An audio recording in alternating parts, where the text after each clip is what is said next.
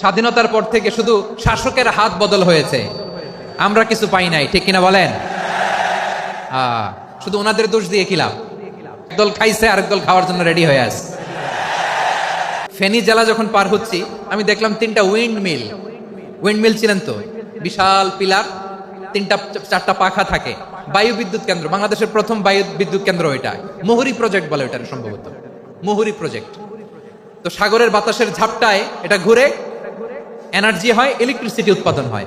তো আমি পাইলটকে বললাম, ভাই এগুলো থেকে কেমন ইলেকট্রিসিটি উৎপাদন হয়? কয় হুজুর একটুও হয় না, কিছুই হয় না। কিছুই হয় না মানে? বলে হুজুর বাংলাদেশে যত উইন্ড মিল আছে এটার পাখা একটাও ঘুরে না।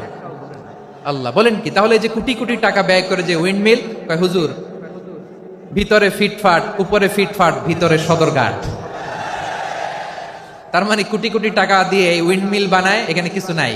দুর্নীতির আড্ডাখানা, আখড়াখানা বাংলাদেশ, ঠিক কিনা বলেন? হায় রে, জাপানিজরাও মানুষ, আমরাও মানুষ। আমার এক নিকটাত্মীয় সরকারি চাকরিজীবী, উনি আমাকে বললেন, বাংলাদেশের আরেকটা উদাহরণ দেখি।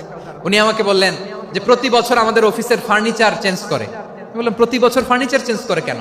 বলে যে ফার্নিচার নতুন পারচেজ করলেই তো ওইখানে টাকা, নতুন কিনতে পারলেই টাকা, নতুন উন্নয়নের সবক শোনাতে পারলেই টাকা।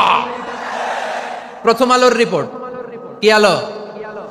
প্রথম আলোর রিপোর্ট, গত 15 বছরে উন্নয়নের নামে লুটপাট হয়েছে প্রায় 3.25 লাখ কোটি টাকা। কার রিপোর্ট? আমাদের বানানো কথা। প্রথম আলোর রিপোর্ট। গত 15 বছরে কারা ছিল জানেন তো? হ্যাঁ, শুধু ওনাদেরকেই দোষ দিয়ে লাভ নাই।